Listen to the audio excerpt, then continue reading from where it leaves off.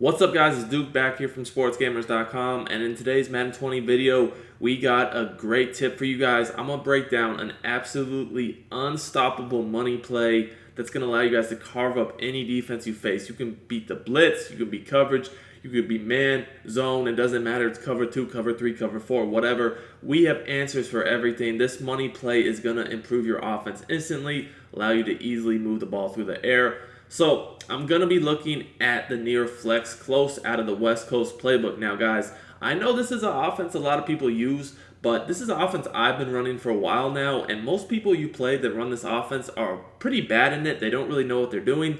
Well, I can promise you guys I run this offense better than anybody else. I actually have an ebook out on it on sportsgamers.com that I've had out. I actually put up an update to it just a day or two ago. So we got some fire from this formation. If you guys want the best offense in Madden, I'll link it in the description for you guys to check out. But without further ado, we're going to get into it now. So a few things about this offense.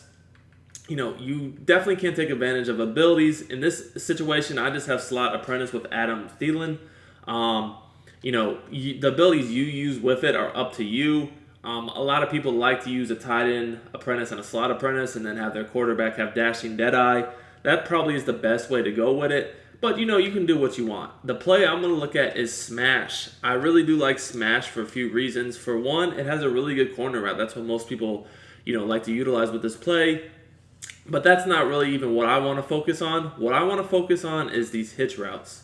These hitch routes, you have a hitch built into your tight end. That's very unique. You don't really too often see a tight end hitch, which is what's going to make this play so effective for us guys. By having a tight end hitch, we can really do a lot. So I'm going to show you guys one of the ways I like to run this play. I probably in the ebook have like 5 to 10 setups from this play alone. I'm probably going to break down my favorite one right here for you guys to dominate on offense. So before we do break down this setup, I want to remind you guys to please hit the subscribe button in the corner of the video, man. Subscribe to the channel, turn your notifications on so you don't miss out on any of our videos when they go live. We have lots of great content you won't want to miss.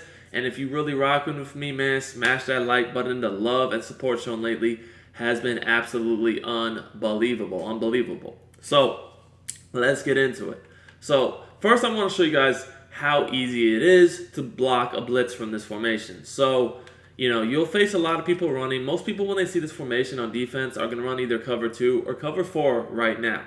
I will show you how easy it is to beat both. So what I'm going to do is I'm going to block the fullback and running back. You don't want to max protect because you need this hitch route to the tight end, and if you max protect, you can't hot route your tight end on a hitch.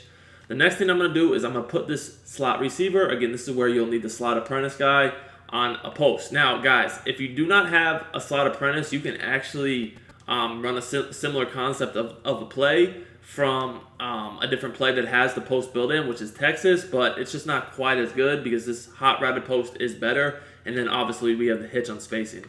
Okay, so with that said, the next thing you want to do is you want to slant your receiver, and we're going to motion him across the formation. Now, here you kind of have some different options.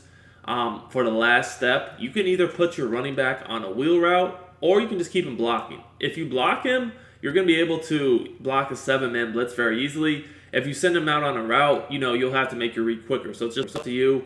It has positives and negatives to each, because if you send him out on a route, to the wheel route, they'll have to make sure they defend the flats over there, but you'll just have to make your reads quicker. If you don't, you'll have more time, but you won't have any flats to attack.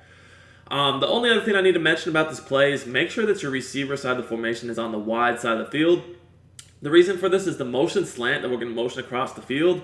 We want it going to the wide side. It works better that way, and we want the post going to the short side because it, again, will work better that way.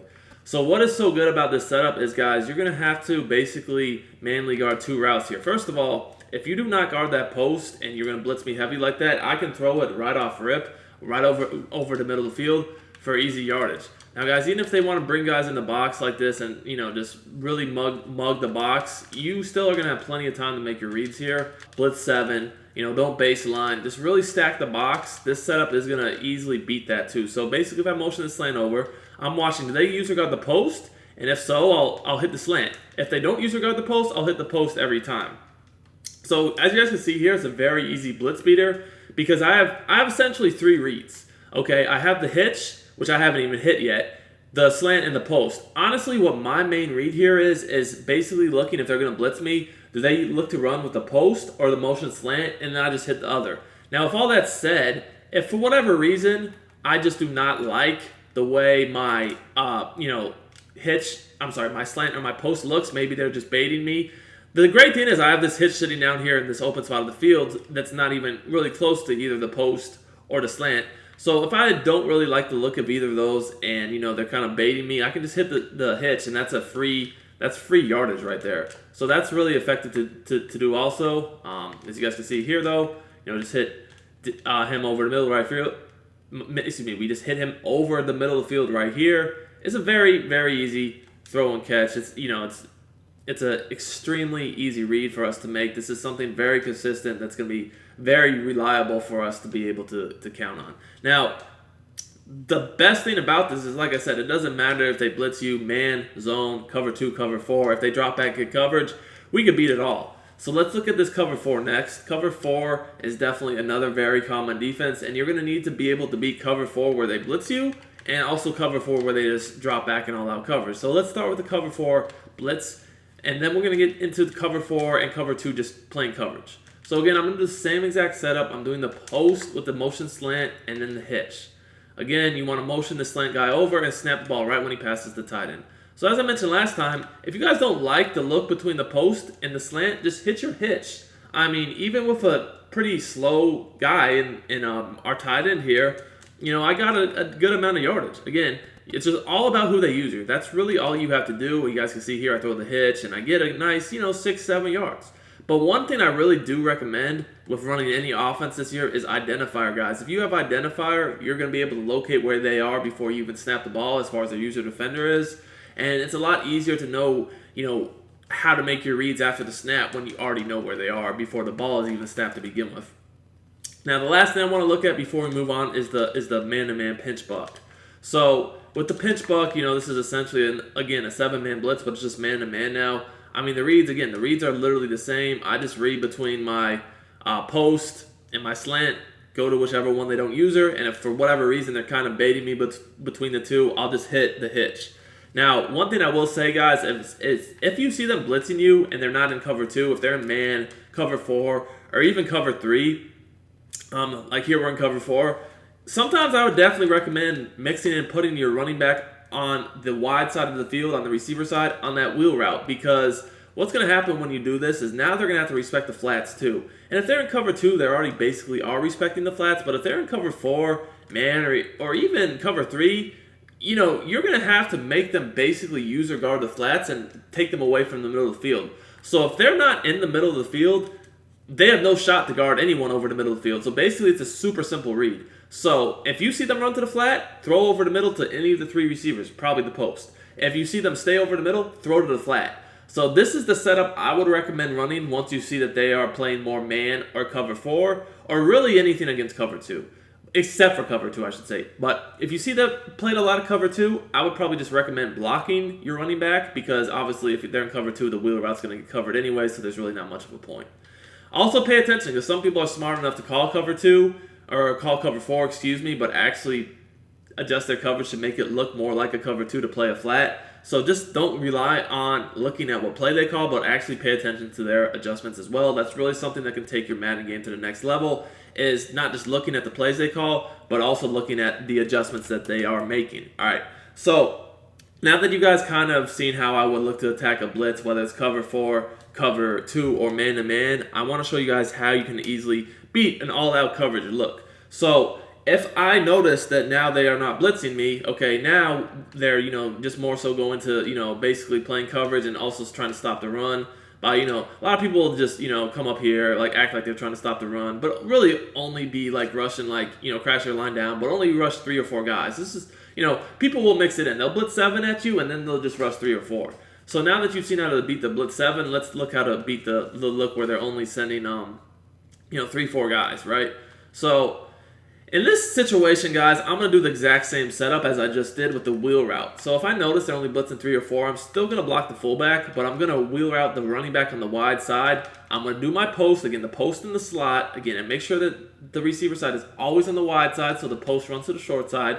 I'm going to slant my receiver and motion him across the formation, guys. So this is going to be very effective because they have got to use this motion slant, because you can low ball it even in tight coverage like that, and it's free yardage. Now, what's going to eventually happen is they are going to eventually use this guy. They might, just use him. They might man him up, whatever. But they're going to do something. And here I'm just going to go ahead and man him up to kind of imitate a user. Now, obviously, he's still going to beat man every time, but we're just not going to throw to him. I just want to show you guys that, let's say that they take someone to user, your slant, that's fine. All you want to do then is throw your post, and you guys are going to see, you can just wait. Like, when they were blitzing us, we kind of just threw it off the break quicker, but when they're playing coverage and we have time to make our read, we're going to wait a little bit later in the play. The great thing about this formation is the posts are really, really good from it. You'll see that they always will get underneath deep zones like they do here, but yet over the top of, like hook zones and clouds and just any sort of flat or hook, they're going to get over but under any sort of deep zone. So you guys can see here, super easy read for the dive catch animation, guys. I mean, this is a every time thing we can get to work. It's super easy, and if you guys look, you'll see that my other reads are there too. Now, another thing to note is don't be afraid to throw that hitch. If they're not going to respect the hitch route and, just basically look to guard the post and maybe the slant, definitely don't be afraid to hit that hitch. That hitch is there for you at all times. It's not, going to get you as much yardage, obviously, as the post, but it definitely is there, and it's very reliable. So I would not be afraid to hit that hitch. As you guys can see here, if they're not going to play that hitch, throw it. Turn upfield, get yourself some good yards. Now, the last thing I'll mention as far as cover 4 goes is that it does have contains by default from 3-4 out in the DN, so pay attention. If they are keeping the contains, it's not going to stop fullback dive.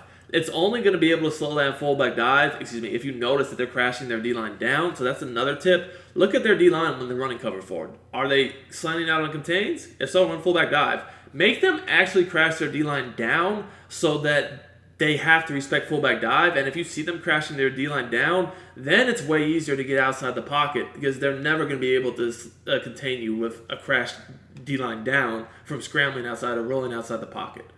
All right, now I want to look at cover 2, and I'm going to show it with soft squats, because I feel like soft squats are way better than cloud flats this year as far as just all the things you can do with them. They're just more versatile. I'm going to show you guys how we can beat it.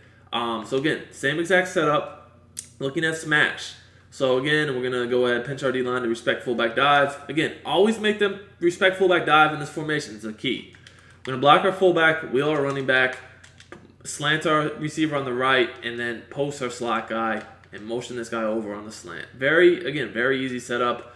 First read is always basically that motion slant. I am going to make them guard that every time. I don't care if it only gets me 5-6 yards.